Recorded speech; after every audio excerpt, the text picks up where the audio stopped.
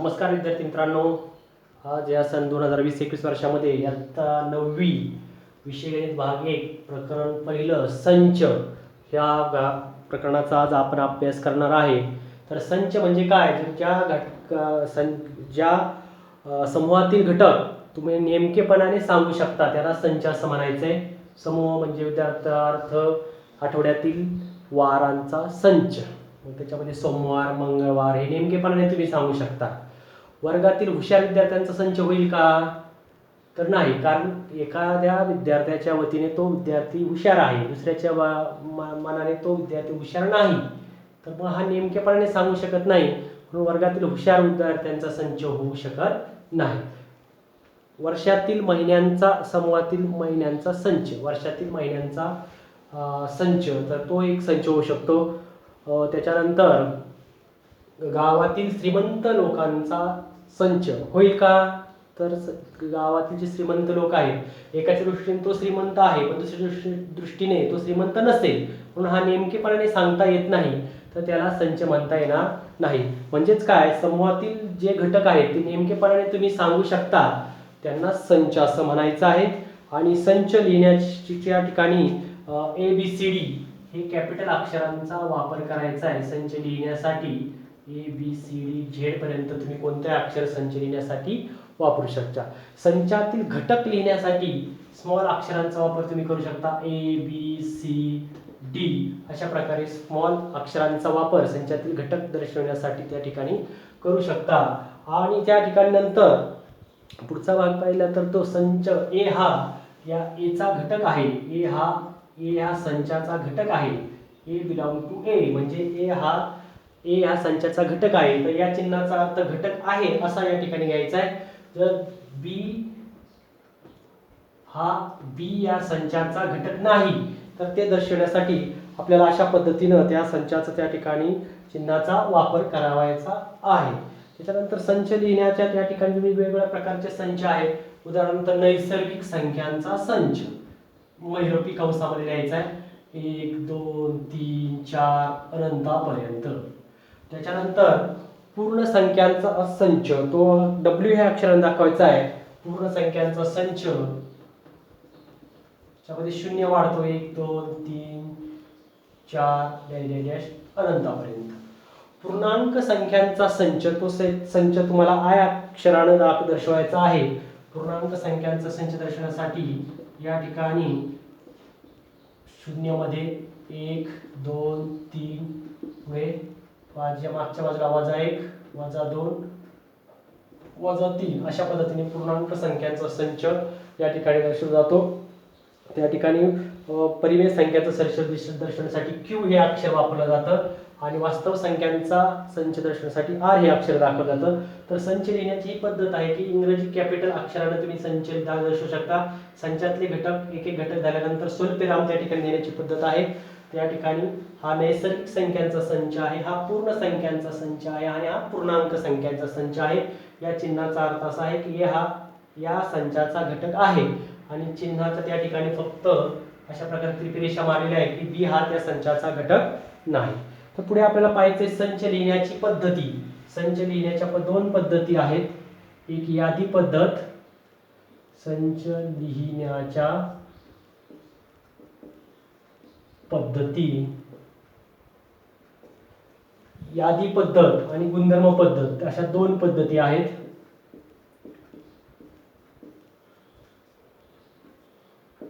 आणि दुसरी आहे गुणधर्म पद्धत.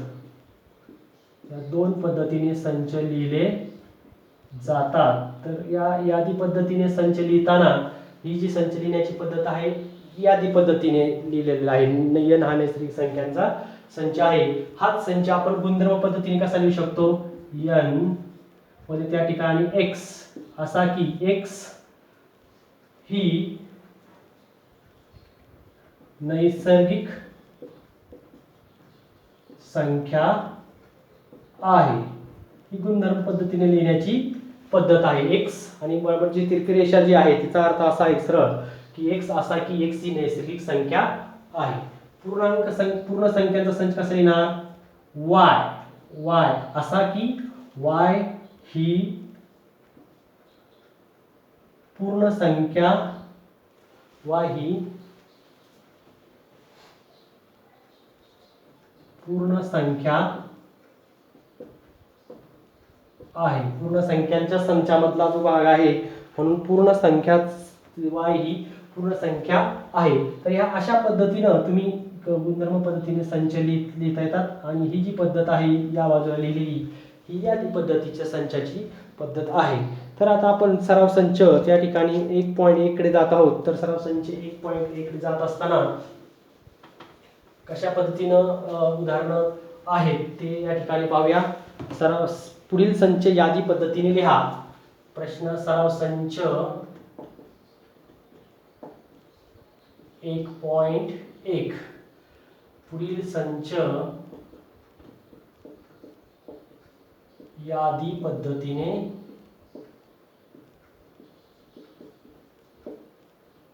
लिहा. पहिला प्रश्न आहे. प्रश्न पहिल्यातला एक आकडा की समपूर्णांक संख्यांचा संच. समपूर्णांक संख्यांचा संच. जो संच आय अक्षराने दाखवला होता आपण मगाशी, आय हा पूर्णांक संख्यांचा संच आहे. त्याच्यामध्ये समपूर्णांक संख्यांच्या संचामध्ये तुम्ही पूर्णांक संख्यांच्या संचाला दाखवण्यासाठी आय अक्षराचाही वापर करू शकता. 2, 4, 6, 8 या समपूर्णांक संख्यांचा हा संच आहे. महिरपी कंसामध्ये लिहायचा आहे, साधा कंस वापरायचा नाही आणि अशा पद्धतीने पूर्णांक संख्यांचा संच वापरायचा आहे. दुसरा प्रश्न आहे 1 ते 50 मधील सममूळ संख्यांचा संच. 1 ते 50 मधील सममूळ संख्यांचा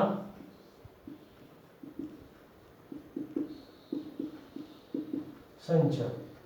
तर 1 ते 50 मधील सममूळ संख्या म्हणजे मूळ संख्या कोणत्या आहेत तर तुम्हाला सर्वांना माहिती आहे की एकमेव मूळ संख्या जी आहे सम ती 2 आहे. आणि म्हणजे जर त्या ठिकाणी तुम्ही त्या संचाला नाव a दिलं आणि तर त्या 1 ते 50 मधील सममूळ संख्या जर पाहिली तर 2 ही एकमेव सममूळ संख्या आहे की ती मूळ आहे. म्हणून ते 1 ते 50 मधील सममूळ संख्यांचा संच किती 2 आहे. सर्व ऋण पूर्णांकांचा संच. तिसरा जो आहे सर्व ऋण पूर्णांकांचा संच. आता सर्व ऋण पूर्णांकांचा संच मागाशीच पाहिलेला आहे आपण, त्यामुळे तुम्हाला 3 संच माहिती असले पाहिजे. नैसर्गिक संख्यांचा संच, पूर्ण संख्यांचा संच आणि पूर्णांक संचांचा संच, जेणेकरून आपल्याला अंक शोधणं सोपं जाईल. आणि मग म्हणून सर्व ऋण पूर्णांकांचा संच मग तुम्ही जर पाहिलं तर इकडून सुरुवात केली, कारण सर्वातला 1 -2 -3 -4 -5 अशा प्रकारे या सर्व सर्व ऋण पूर्णांकांचा संच अशा प्रकारच्या या संख्या होतील. तुम्ही या असे लिहू शकता -1 -2 -3 -4 -5 डॅश डॅश अनंतापर्यंत असंही लिहू शकता. लक्षात ठेवण्यासाठी सोपे आहेत. आणि चौथा प्रश्न आहे संगीतातील 7 मूळ स्वरांचा संच. संगीतातील 7 मूळ स्वरांचा संच. आता संगीतातील 7 मूळ स्वरांचा संच सर्वांना त्या ठिकाणी माहितीच आहे. सर्वजण संगीत ऐकतात. तर त्या ठिकाणी संगीतातील मूळ संख्यांचा बी हा संच मी द्यायचो त्याला. बी या संचामध्ये सा, रे, ग, म, प, ध, नी 1 2 3 4 5 6 7. तर अशा प्रकारे संगीतातील 7 या ठिकाणी मूळ स्वरांचा संच आहे. सा, रे, ग, म, प, ध, नी, सा. तर अशा प्रकारच्या ह्या संचामध्ये 7 मूळ स्वरांचा संच लिहिता येईल यादी पद्धतीनं. तर यादी पद्धतीने लिहिण्यासाठी असा या पद्धतीचा वापर करायचा आहे. पुढे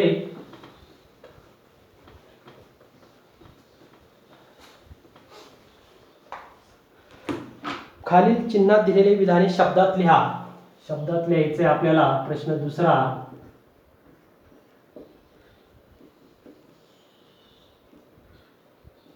प्रश्न पहिला आहे 4/3, याचा अर्थ तुम्हाला मगाशीच आपण पाहिलेला आहे. तर 4/3 हा क्यूचा घटक आहे. याचा अर्थ लिहिता येईल 4/3 हा क्यू म्हणजेच या ठिकाणी परिमेय संख्यांचा संच. परिमेय संख्याचा घटक आहे असा त्याचा अर्थ आपल्याला लिहिता येईल. दुसरं जर तुम्ही पाहिलं तर त्या ठिकाणी दुसरा प्रश्न आहे -2 हा घटक नाही 2 n चा. -2 does not belong to n म्हणजे -2 हा n म्हणजेच काय नैसर्गिक संख्या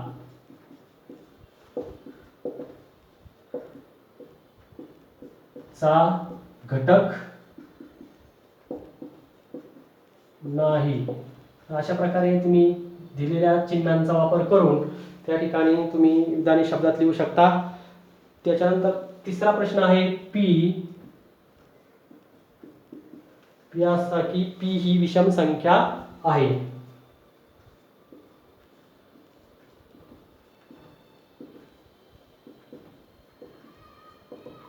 तर हे शब्दात लिहिताना तुम्ही कसं लिहिणार? पी या संचात पी असा की पी ही विषम संख्या आहे. हे त्या ठिकाणी गुणधर्म पद्धतीने लिहिलेलं आहे. हेच तुम्हाला शब्दात लिहायचंय. पी हा असा की पी ही विषम संख्या आहे. या पद्धतीनं त्या ठिकाणी तुम्ही शब्दात मध्ये अशा प्रकारे तुम्ही ते लिहू शकता की पी हा या ठिकाणी त्या संचाचा घटक आहे. त्याच्यानंतर सराव संच 1.1चा चौथा प्रश्न आहे. तिसरा प्रश्न तुम्ही देऊ शकता कोणतेही दोन संच यादी पद्धतीने लिहा, कोणतेही आणि गुणधर्म पद्धतीने लिहा. मग अशी आपण त्या ठिकाणी ते लिहून दाखवलेच आहे. त्या ठिकाणी तुम्ही या प्रकारे लिहिण्यासाठी व्हिडिओ स्टॉप करून आपल्या वहीमध्ये त्याची नोंद करू शकता, जेणेकरून त्याचा वापर आपल्या अभ्यासामध्ये होऊ शकेल आणि त्या ठिकाणी चांगल्या प्रकारे त्याचा सराव आपल्याला करता येईल. पुढचा जो भाग आहे तो आपण पाहतोय की खालील संच यादी पद्धतीने लिहा. भारतातील सौर वर्षातील सर्व महिन्यांचा संच. प्रश्न तिसरा यादी पद्धतीने लिहा.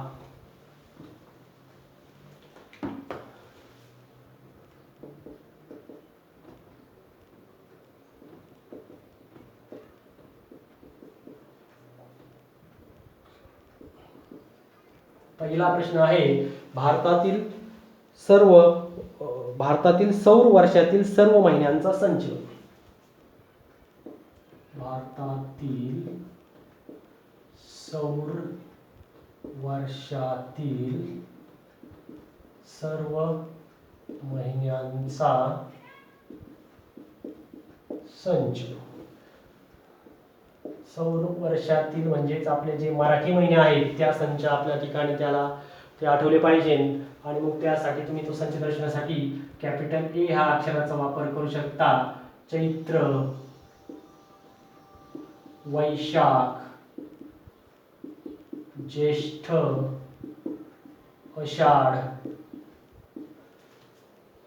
श्रावण, भाद्रपद, अश्विन, कार्तिक, मार्गशीर्ष, पौष, माघ. अशा पद्धतीने तुम्ही त्या ठिकाणी सौर वर्षातील सर्व महिन्यांचा संच लिहू शकता. प्रत्येक महिना झाल्यानंतर एक स्वल्पविराम द्यायचा किंवा कोणताही घटक लिहिल्यानंतर यादी पद्धतीने लिहिताना त्या ठिकाणी त्या स्वल्पविरामामध्ये त्या ठिकाणी द्यायचंय. पुढचा आहे कॉम्प्लिमेंट या शब्दातील अक्षरांचा संच. उदाहरणार्थ पाहिलं तर अशा प्रकारे दिलेला आहे. कॉम्प्लिमेंट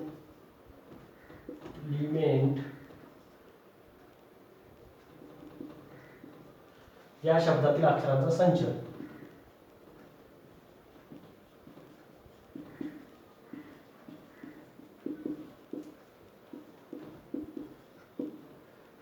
ठिकाणी संच दर्शवण्यासाठी येथे झेड कोणतेही अक्षर तुम्ही वापरू शकता आणि म्हणून त्या ठिकाणी लिहिताना मी या ठिकाणी बी निवडतो महिरपी कंसामध्ये.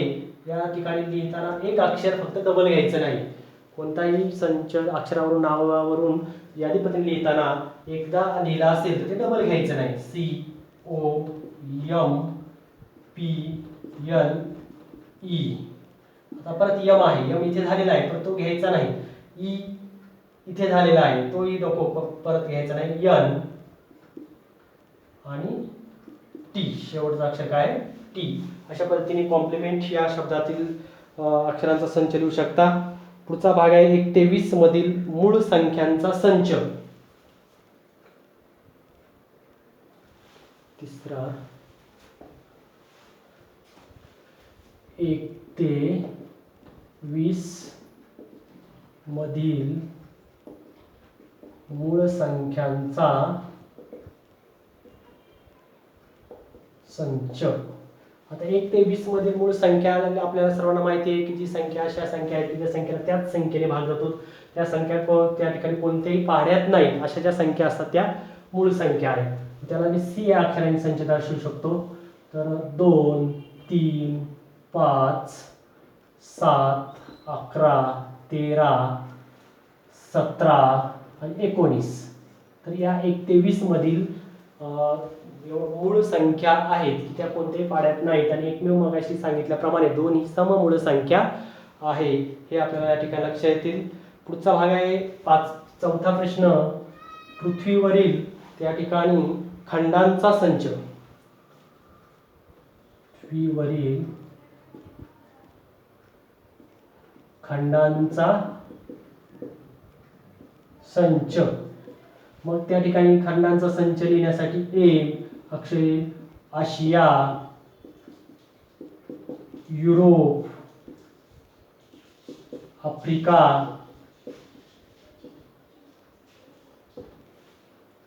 अंटार्क्टिका,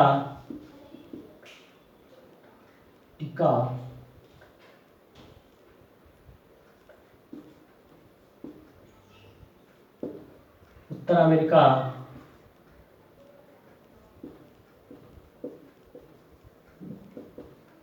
दक्षिण अमेरिका,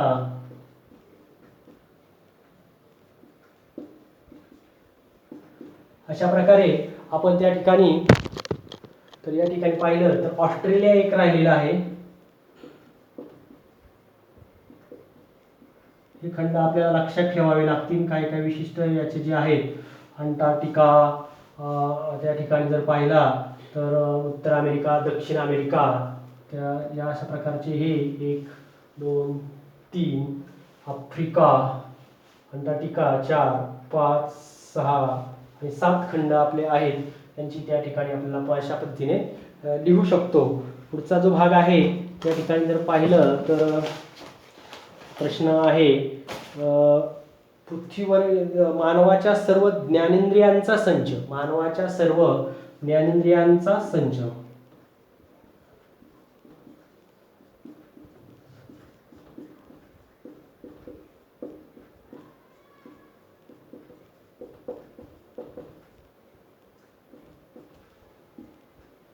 तर तो संच आपण बी या अक्षराने दर्शवू शकता.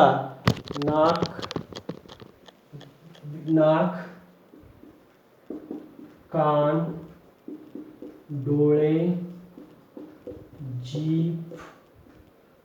जीभ व त्वचा ह्या 5 ज्ञानेंद्रिय आहेत. या 5 ज्ञानेंद्रियांचा संच तुम्ही या पद्धतीने यादी पद्धतीने लिहू शकता. तशाच पद्धतीनं पुढचा जो भाग आहे ती तुम्हाला गुणधर्म पद्धतीने लिहायचा आहे संच. गुणधर्म पद्धती प्रश्न चौथा.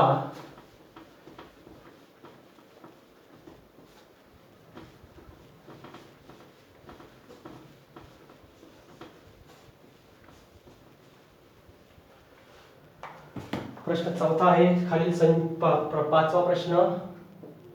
खालील संच गुणधर्म पद्धतीने लिहा.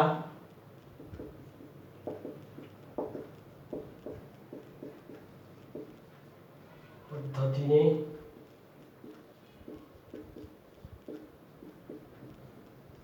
लिहा. तर पहिल्या प्रश्नामध्ये त्या ठिकाणी जर पाहिलं तर एक ए हा संच आहे, 1 4 9 16 25 36 49 64 81 आणि 100.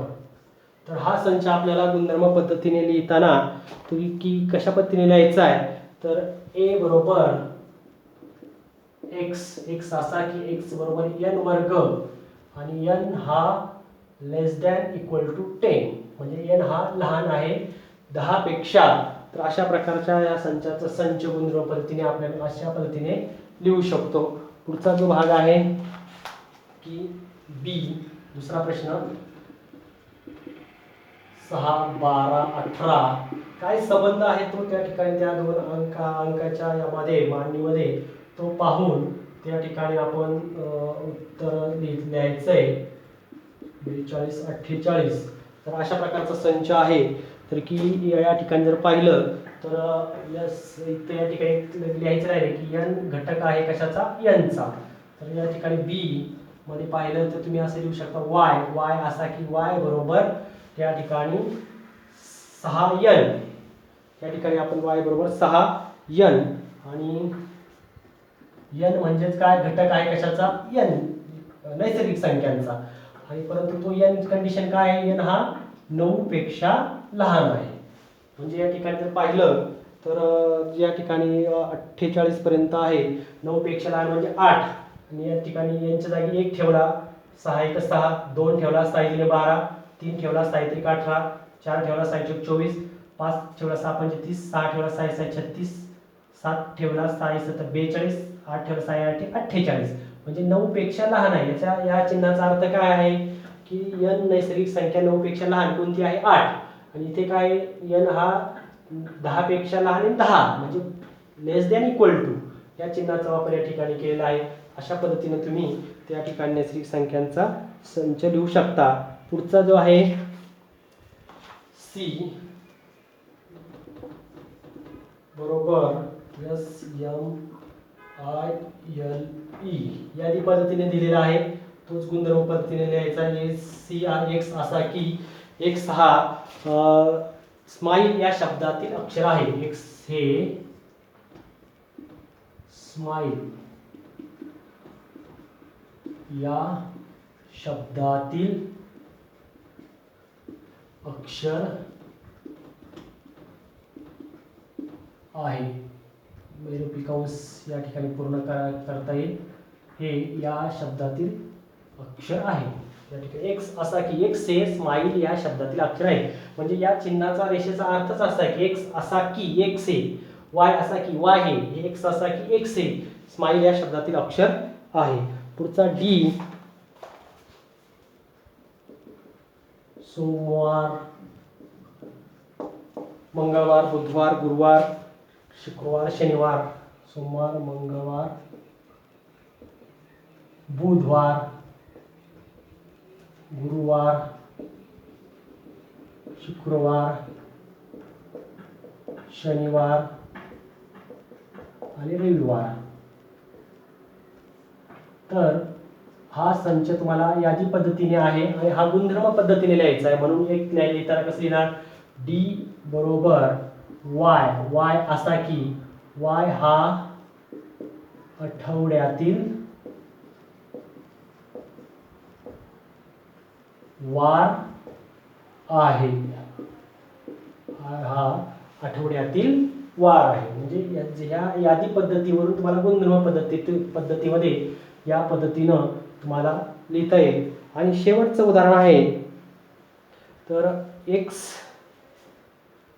बरोबर या ठिकाणी हे चौथं होतं. या ठिकाणी पाचवा प्रश्न आहे x बरोबर AET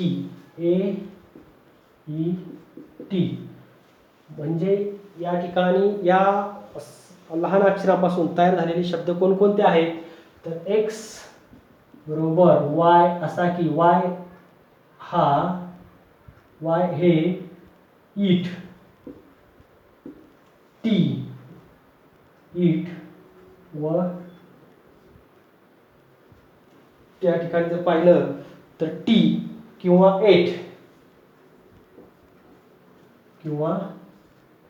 एट या शब्दातील